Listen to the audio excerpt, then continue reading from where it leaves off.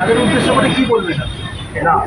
আমাদের যে ইয়াং কোচেরা আছে তারা যদি একটু ইকুইপ হয়ে যায়, তারা যদি আর একটু সিস্টেমেটিক্যালি ট্রেনিং করার জন্য আইডিয়া একটা পেয়ে যায়, যারা সিনিয়র কোচ আছে তাদের কাছ থেকে আইডিয়া পেয়ে যায়, আমার মনে হয় এই যে আজকের দিনের এই প্রেজেন্ট জেনারেশন যেসব ছেলেমেয়েরা এখন কাজ করছে বা সুইমিং করছে, তারা স্টেট অ্যাওয়ার্ড মানে স্টেট লেভেলে পৌঁছেছে এবং ন্যাশনাল লেভেলে পৌঁছেছে এবং কেউ ইন্টারন্যাশনালে পৌঁছবো করছে, তাদের একটা গ্রেট সাপোর্ট হবে। And government suppose to come up and to help little more. They are doing it, but I feel it is not sufficient. ক্রিকেটে যেরকম দেখা যাচ্ছে বড় বড় কর্পোরেটদের ঝাঁপিয়ে পড়তে, সাঁতারের জন্য আপনি কি বলবেন তাদের? Corporators should come up because swimming, athletics and gymnastics. Swimming is one of the sports which are considered as a mother sports. Mother sports to be encouraged little more. So swimmers, it is not swimmers, those who are entering into the water, they are not in natural way they are doing. These unnatural movements they are doing. Everything they have to acquire. So those technicalities is a challenge. So is challenge overcome করে যখন তারা আর একটু এগিয়ে আসছে, তখন সেই সময়টা একটা support support, technical support, financial support, দুটোই দরকার। আমাদের বেঙ্গলের যে ছেলেমেয়েরা প্রত্যন্ত এলাকাতে থাকে, তাদের কাছে ফাইন্যান্সিয়াল একটা বিরাট চ্যালেঞ্জ একদম। ওইখানটা একটু যদি সাপোর্ট দেওয়া যায় থ্রু ক্লাব, থ্রু স্পোর্টস, যারা সুইমিং ক্লাব আছে যেসব ক্লাবগুলো, সেই ক্লাবগুলোকে ডাইরেক্ট যদি একটু হেল্প করা যায়, তারাই তো কাজ করছে এর পিছনে। আমি স্পেশালি সুইমিংয়ের কথা এই জন্য বলছি, যেসব স্কুলে সুইমিং পুল আছে আর যারা প্রাইভেট স্কুল আছে তাদের সুইমিং পুল নেই, তারা করুক। গভর্নমেন্টও একটা দুটো পুল বানাক। গ্রামে যদি একটা পুল দিয়ে দেওয়া হয়, আমার মনে হয় আজকে যদি পুল হয়, within 2 years time Bengal will dominate in India.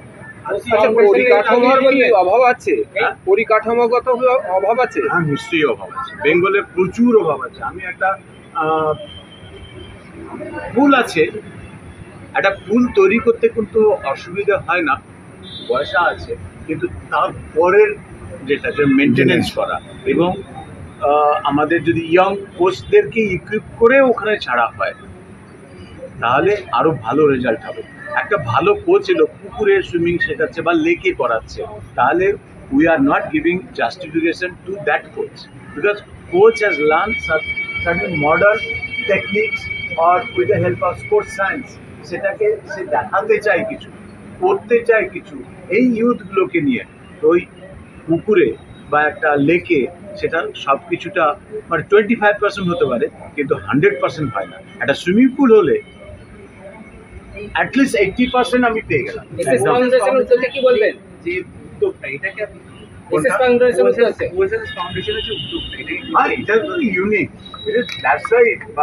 মানে আমি তো বলবো এরকম একটা সংস্থাকে সকলে মিলে কর্পোরেট সংস্থাগুলো যেন এগিয়ে আসে, এবং তাদের তো CSR ফান্ড আছে, তারা সেইভাবে এটা কিন্তু এগিয়ে এসে এটাকে সাপোর্ট করলেই, একটু 25% সাপোর্ট করে দিক।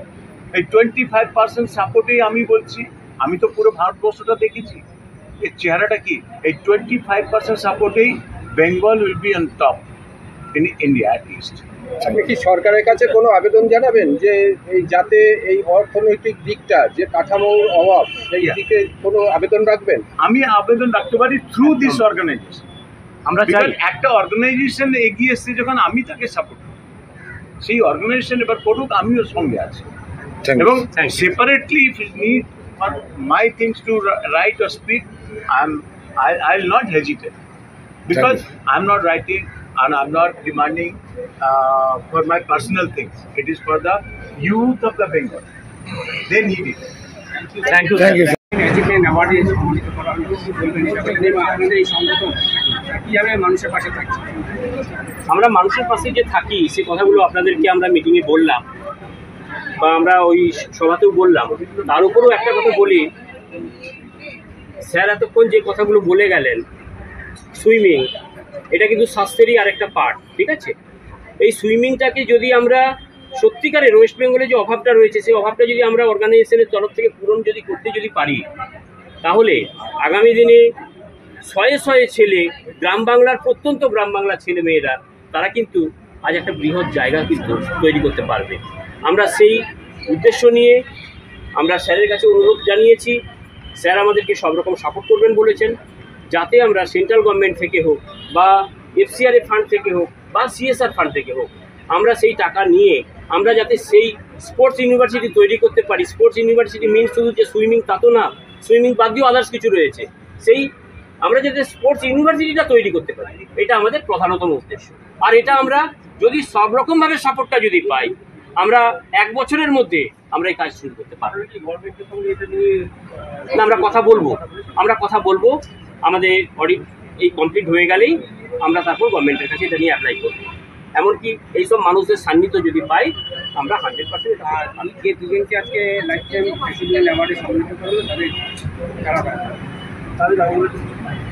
ডক্টর তপন কুমার পানিগ্রাহী দ্রোণাচার্য অ্যাওয়ার্ড পেয়েছেন উনি 2021 সালে। আর আমাদের সাঁতারু রবীন বলদে মহাশয়, উনি রিলেতে করেছিলেন ইংলিশ চ্যানেল অতিক্রম 2025 সালে, ওনাকেও আমরা সম্মানিত করলাম।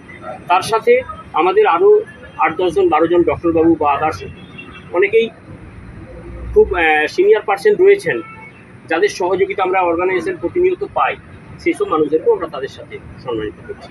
আর তার সাথে আপনাদের যে সহযোগিতা আমরা পেয়েছি, তার জন্য আপনাদেরকে সর্বশেষে আমরা অসংখ্য ধন্যবাদ জানাই। আমার নাম উত্তম চক্রবর্তী, ডাইরেক্টর অফ ফাউন্ডেশন।